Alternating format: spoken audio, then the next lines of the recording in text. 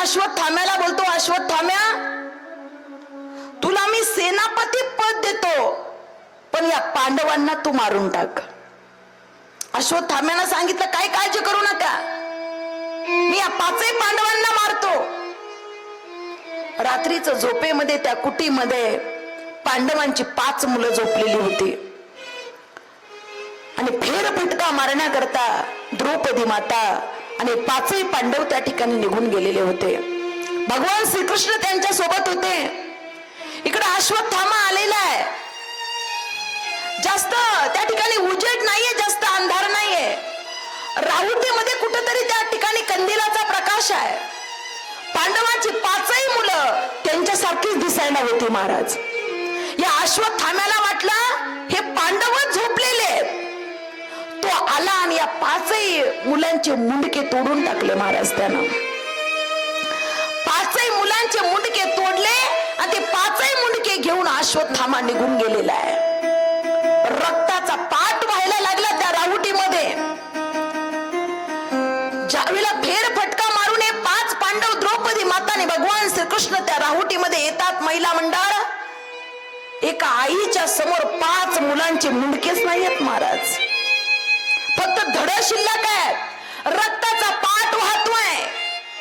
महिला मंडळ, जिचा भाऊ कृष्ण आहे तिची अशी अवस्था आहे. प्रारब्धाचा भोग कोणाला चुकत नाही. आता द्रौपदी माता कृष्णाकडे बोट वळवलेलं आहे. कृष्णाकडे तोंड करून म्हणते, हे कृष्णा, अरे तू माझा भाऊ आहेस ना? अरे जगाचा मालक होण्याच्या आधी तू माझा भाऊ आहेस.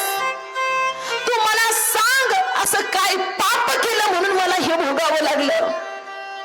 अरे माझी 5 मुलं की ज्यांना पाप पुण्य कळत नाही, जी माझी मुलं जी निष्कपट आहे, ज्यांना कोणत्याही गोष्टीचं ज्ञान नाहीये, त्या माझ्या 5ही लेकरांचा काय दोष होता रे काना? सांग ना तू. अरे मी कधी पतिव्रता धर्म पाळला नाही का? मला सांग. अरे तू का म्हणे पतिव्रता तुझी देवावरील सत्ता, का मी एखाद्या गावरान गाईच्या गोठ्याला आग लावली? सांग ना कान्हा. मी कधी हरतालिकेचा उपवास मोडला का? मी कधी परपुरुषाकडे वाईट नजरेनं पाहिलं? तेवढं एकदा सांगून दे आणि मग मी ही शिक्षा भोगायला तयार आहे. अरे मातृत्व माझं हिसकावून घेतलंस रे. माझी 5ही मुलं झोपेत आकाश करून रडत असतील ना, त्यांच्या हृदयातल्या यातना तुला कशा कळल्या नाही देवा? सांग ना.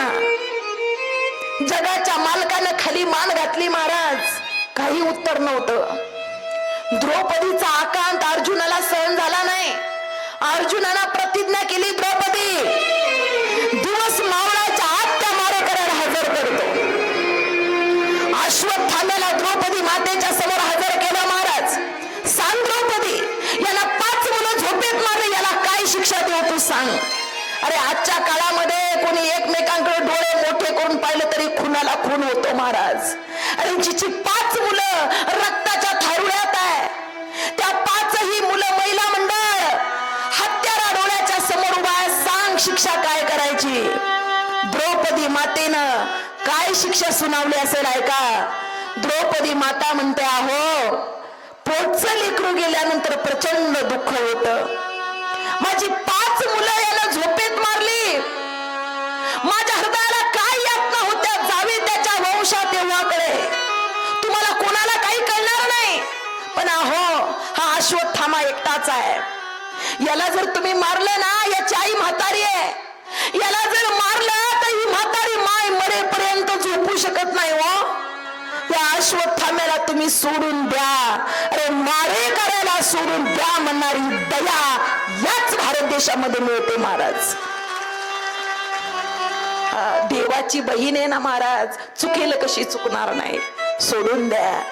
आता त्याला लाथा बुक्क्या मारलेल्या आहेत, 5 शेंड्या त्याच्या डोक्यावर काढलेल्या आहेत, त्याला अपमानित केलेलं आहे आणि मग मात्र तो निघून गेला महाराज. दुर्योधनाच्या जवळ ज्यावेळेला जातो ना, त्यावेळेला दुर्योधन बोलतोय, कुठे आहे ते 5 पांडवांचे मुंडके? आणि इकडे माझ्याकडे. त्या भीमाचं मुंडकं कोणतं आहे ते मला दाखव. अहो मरायला लागलेला दुर्योधन, काय ही सूड घेण्याची बुद्धी असते काय कळत नाही महाराज. भीमाचा मुलगा भीमासारखा दिसतो ते मुंडकं घेतलं ना, असं आपटल्या बरोबर ते मुंडकं तुटलं फुटलं महाराज. आणि मग दुर्योधनाला कळालं, अश्वत्थाम्या अरे हे पांडव नाही, पांडवांचे 5 मुलांचे मुंडके तू तोडून आणलेले आहेस. दुर्योधनाला कोणीतरी सांगितलं होतं, आनंद आणि दुःख ज्यावेळेला सोबत येईल त्यावेळेला तुझा मृत्यू होईल. 5 पांडवांची मुलं मारली हे सुख होतं, आनंद होता, पण वंश शिल्लक राहिला नाही याचं दुःख दुर्योधनाला झालं.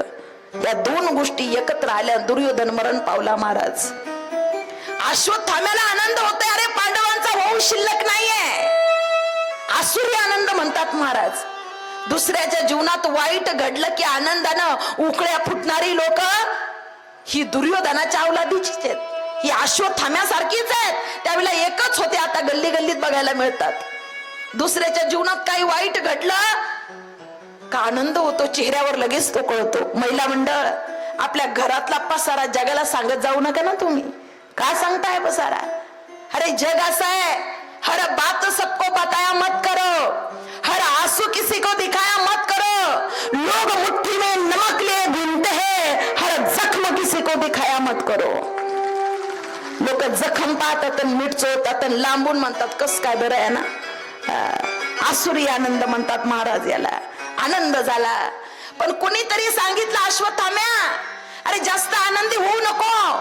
अभिमन्यूची पत्नी उत्तरेला दिवस गेलेले आहेत, पांडवांचा वंश अजूनही शिल्लक आहे, उत्तरा गर्भवती आहे. रागाला महाराज याला ब्रह्मास्त्र काढलेलं आहे आणि उत्तरेच्या त्या ठिकाणी गर्भावर सोडलेलं आहे. इकडे भगवान परमात्मा जाण्याकरता निघालेले आहेत, पण सगळेच निरोप देत असताना या उत्तरेचा गर्भ त्या ठिकाणी जळू लागलेला आहे. उत्तरा जगाच्या मालकाला विनंती करते, भगवान श्रीकृष्ण रथामध्ये बसलेले आहेत आणि उत्तरा म्हणते, पाही पाही महायोगीन देवदेव जगतपते, हे भगवंता माझ्याकडे पहा, माझ्या जळो माझी काया.